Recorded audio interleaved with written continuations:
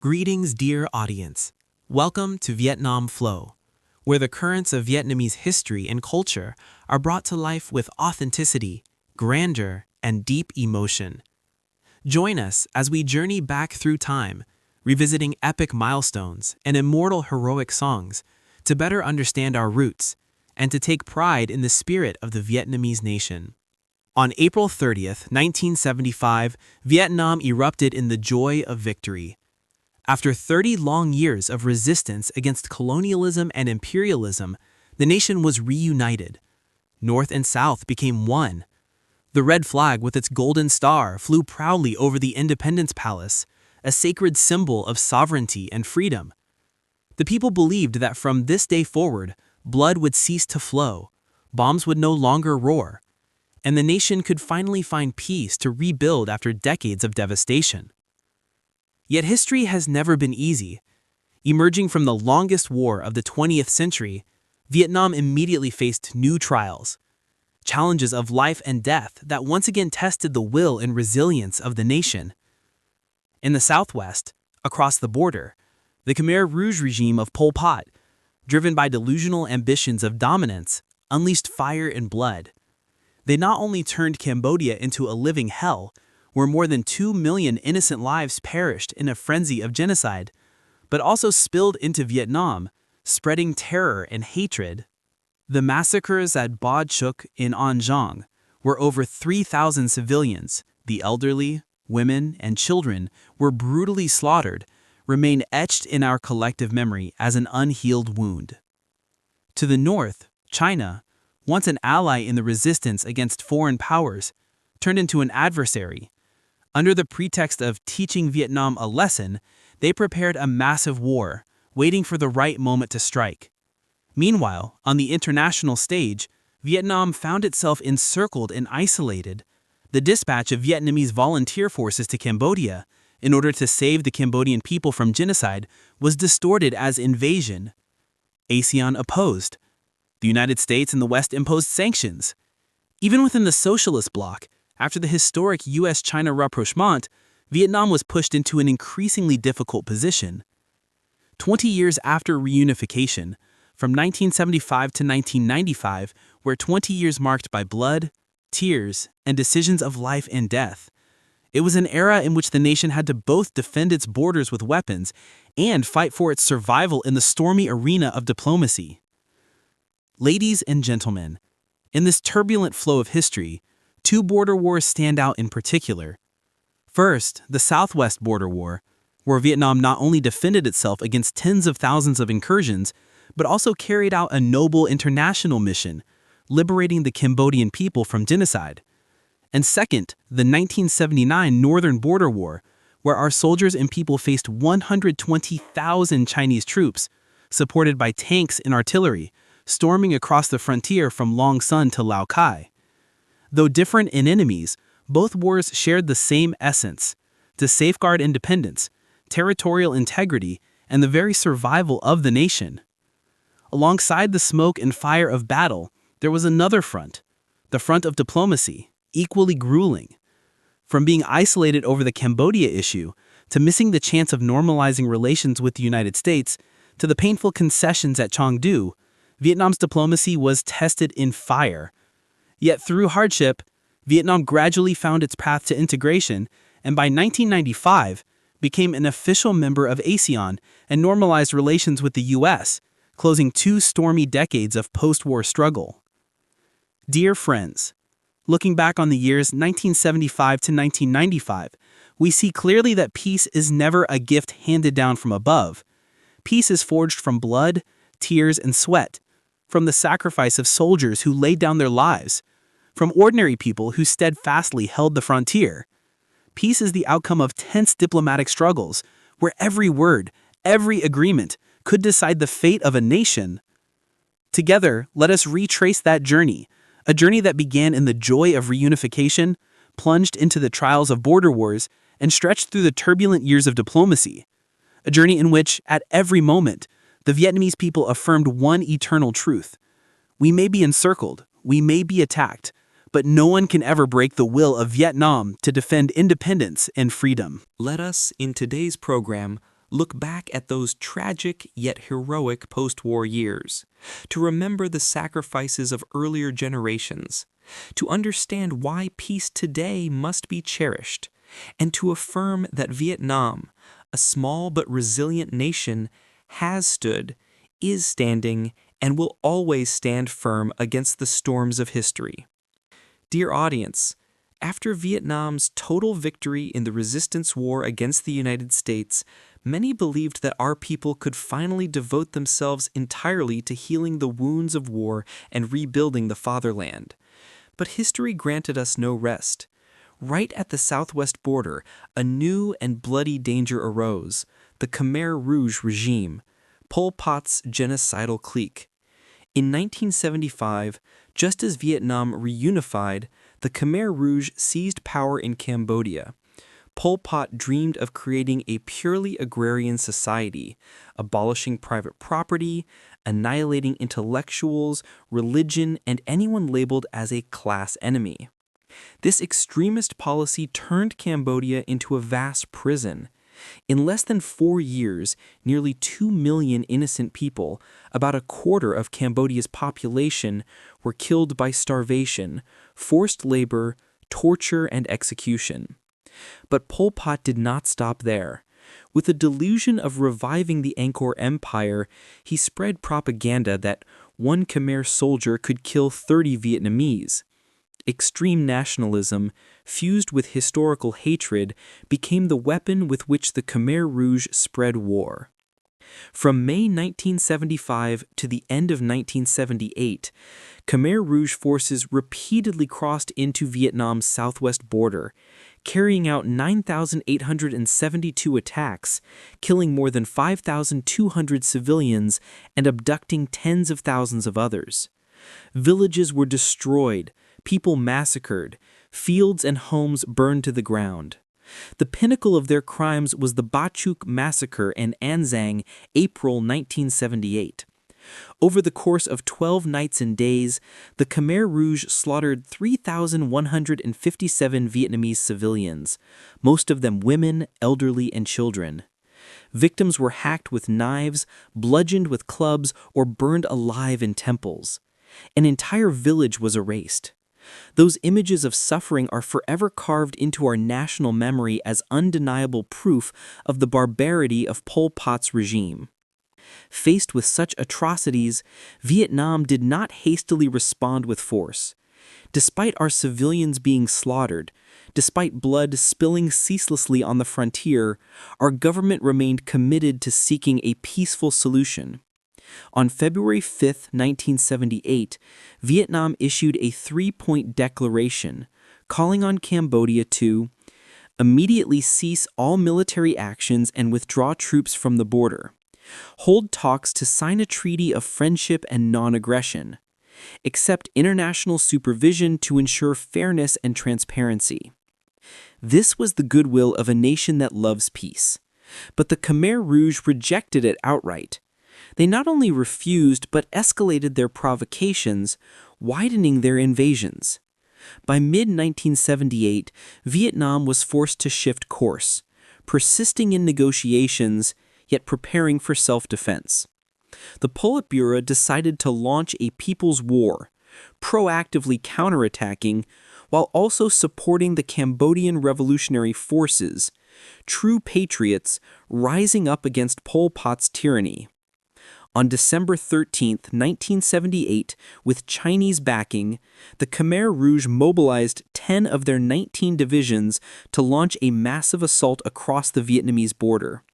Once again, innocent blood was shed. The situation had crossed the limit.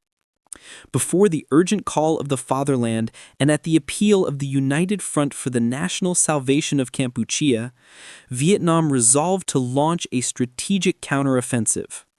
On December 23, 1978, Vietnamese volunteer troops, in coordination with Cambodian revolutionary forces, began a full-scale offensive. With well-organized operations and coordination among infantry, artillery, Air Force, and Navy, the campaign advanced like a storm. Within a single week, all border areas occupied by the Khmer Rouge were liberated. Our forces pressed deep into Cambodian territory, crushing Pol Pot's main divisions. Their fortified defenses crumbled quickly. On January 7, 1979, the capital Phnom Penh was liberated. Pol Pot and his clique fled to jungle strongholds near the Thai border. On January 8th, the People's Revolutionary Council, led by Heng Samrin, was established and declared the abolition of the genocidal regime. In less than a month, the land of temples was freed from the dark shadow of brutality. This victory held immense significance. Above all, Vietnam safeguarded its sovereignty and territorial integrity. Not a single inch of our land remained in Khmer Rouge hands.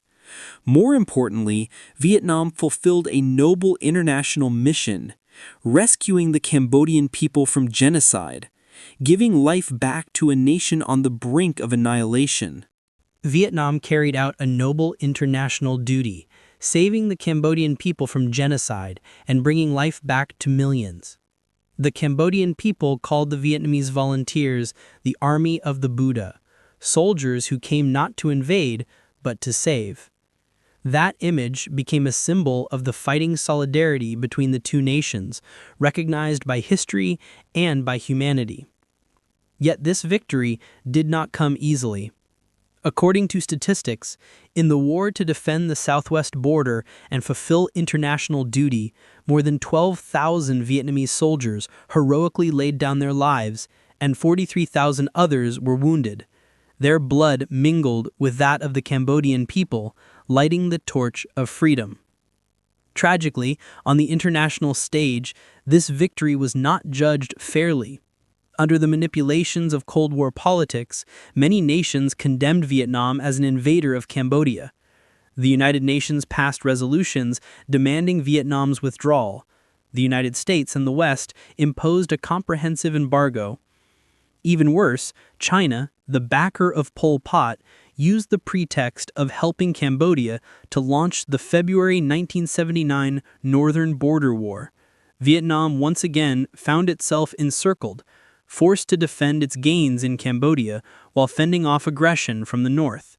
But history will render a fair judgment. The Cambodian people saw it, lived it, and acknowledged it. As the newspaper of the Cambodian People's Revolutionary Party wrote in 1989, "In this world there are many rich and powerful nations, but only our poor neighbor Vietnam came to save our people." That is an undeniable truth. Vietnam acted for justice, for humanity, and for the peace of the region.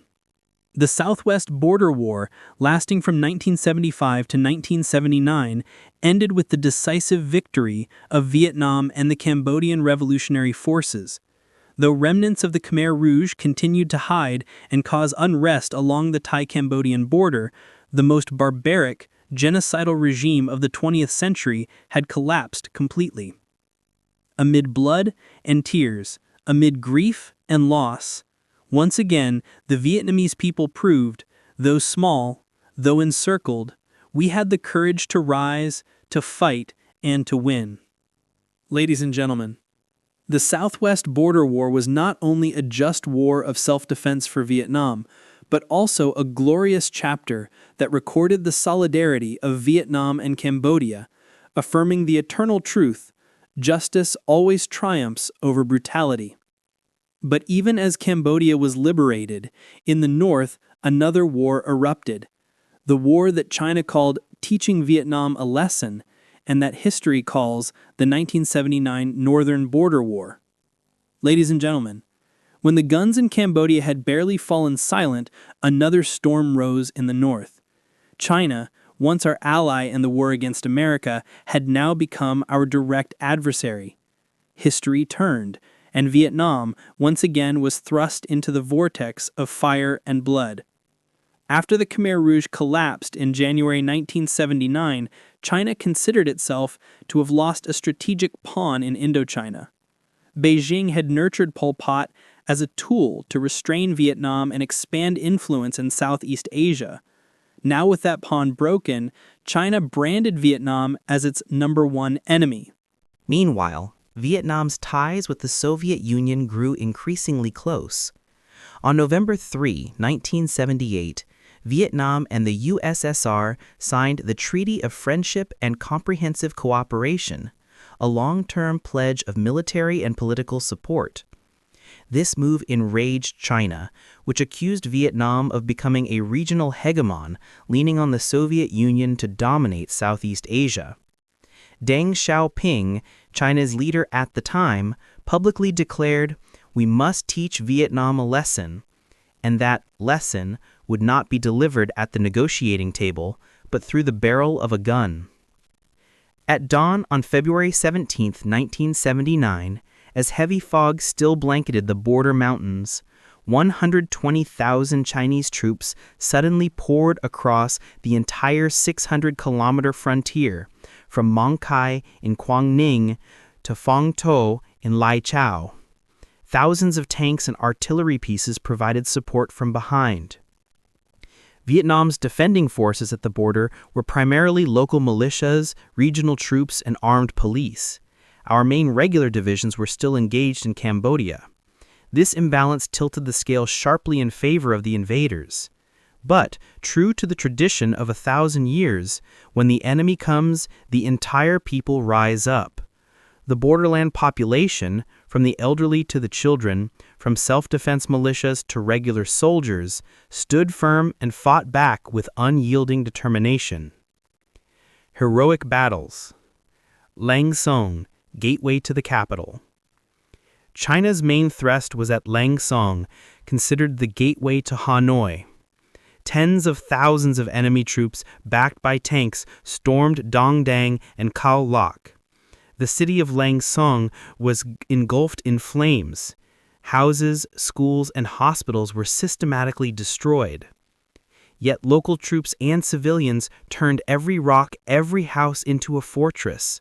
Despite heavy artillery bombardment, our soldiers and people fought to the end, forcing the enemy to pay dearly for each step forward. Lao Cai, Days of Fire. In Lao Cai, towns like Bat Sat, Cam Duong, and Muang Khung became fierce battlefields. The Chinese army relied on human wave tactics, hurling soldiers forward regardless of casualties. But our platoons and companies clung to every hill and road, transforming the terrain into steel barricades. Entire villages were flattened, yet the fighting spirit never surrendered. Local villagers, armed with sticks and spears, stood shoulder to shoulder with our troops to defend every inch of homeland. Cao Bang, frontier in flames. Cao Bang bore some of the heaviest blows. The Chinese army occupied and then destroyed much of the town, leveling countless structures. Yet it was here that our forces mounted relentless counterattacks, inflicting severe losses on the enemy. In less than a month, Vietnam's northern border provinces were ravaged. More than 30 towns and districts and hundreds of villages were destroyed. Approximately 10,000 Vietnamese civilians lost their lives. Deng Xiaoping declared it a limited war, and after 3 weeks, China announced its withdrawal. In reality, they achieved none of their objectives other than inflicting losses and destroying Vietnam's border infrastructure. Even within China, many generals later admitted that Chinese casualties were 3 to 4 times greater than Vietnam's. The fierce resistance of the Vietnamese people turned Deng Xiaoping's promised lesson into a bitter defeat. What was especially tragic, yet heroic, was this. While maintaining more than 200,000 troops in Cambodia to eliminate the remnants of the Khmer Rouge, Vietnam still had the strength to organize defenses along the northern frontier. This was proof of an unbreakable will, the will to never submit. Surrounded, embargoed, and forced to fight on 2 fronts simultaneously, our nation never backed down. The 1979 border war ended when China declared its withdrawal on March 5, 1979. But the conflict did not truly stop. Throughout the 1980s, the two countries continued skirmishes along the frontier, especially at Visuan in Hajang, where entire Vietnamese divisions held their ground in brutal battles that lasted until the end of the decade. The war forced Vietnam to maintain a massive standing army for many years, consuming resources already drained after the war against the United States. The economy stagnated, daily life was harsh. Yet the war affirmed one eternal truth. No enemy, no matter how powerful, could break the Vietnamese people's will to defend their homeland. Ladies and gentlemen, the Sino-Vietnamese border war of 1979 remains one of the most tragic yet heroic chapters of modern history. It was a chapter of blood and tears, but also of indomitable spirit. Many villages were wiped off the map, many towns reduced to ashes. But from the ashes, the national spirit blazed brighter than ever. Once again, the Vietnamese proved, we may be small, but we are never weak. We may be poor, but we have never bowed to oppression. The Northern Border War closed, but its consequences stretched on for more than a decade. And during that time, Vietnam not only fought with weapons, but also maneuvered on the stormy chessboard of international diplomacy. Ladies and gentlemen, if the Southwest and Northern Border Wars were fought with bullets and blood, then on the world stage, Vietnam was drawn into another kind of war, the war of diplomacy. There, no gunfire roared, no blood was spilled, but every decision, every word at the negotiating table could determine the fate of the nation. Gradually, the truth came to light. ASEAN countries realized that the real threat did not come from Vietnam, but from the remnants of the Khmer Rouge, who continued to cause unrest. ASEAN's attitude shifted when Vietnam demonstrated goodwill by voluntarily withdrawing its troops, a process completed in September 1989. This step not only dispelled suspicion, but also opened a new chapter. From confrontation, Vietnam gradually moved toward dialogue and cooperation, and on July 28, 1995, Vietnam officially became the seventh member of ASEAN. This was a historic milestone. Vietnam broke free from isolation, integrated into the region, and opened the path to development and cooperation. After 1975, many expected Vietnam and the United States to quickly normalize relations. In 1977, when Jimmy Carter became president, Washington adopted a more conciliatory stance. The U.S. proposed a three-step plan. Vietnam would provide information on American soldiers missing in action, MIA. The U.S. would support Vietnam's entry into the United Nations and establish diplomatic relations, and then expand trade and aid. But Vietnam at that time held a rigid position. We demanded that the three issues be resolved as a package deal: normalization of relations, resolution of the MIA issue, and U.S. aid of $3.2 billion under Article 21 of the Paris Agreement of 1973.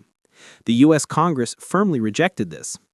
By the end of 1978, Vietnam shifted its stance, accepting unconditional normalization. But by then, it was too late. The U.S. had chosen to embrace China. In January 1979, Deng Xiaoping visited the United States, marking the normalization of Sino-U.S. relations. As a result, Vietnam-U.S. relations were shelved for 17 years. From 1979 to 1994, Vietnam was subjected to a comprehensive embargo by the United States. Not only did this block trade and investment, but the U.S. also lobbied other countries to isolate Vietnam. A nation already exhausted from war now faced even harsher difficulties. It was not until July 11, 1995, that President Bill Clinton officially announced the normalization of diplomatic relations with Vietnam. This event opened a new chapter in bilateral relations, closing 20 years of encirclement. Meanwhile, with the West turning its back, Vietnam relied more heavily on the Soviet Union. But by the late 1980s, the Soviet Union and the Eastern Bloc were in crisis, on the brink of collapse. Vietnam was forced to seek a way out of isolation by improving relations with China. In September 1990, the Chengdu Conference took place in Sichuan, China.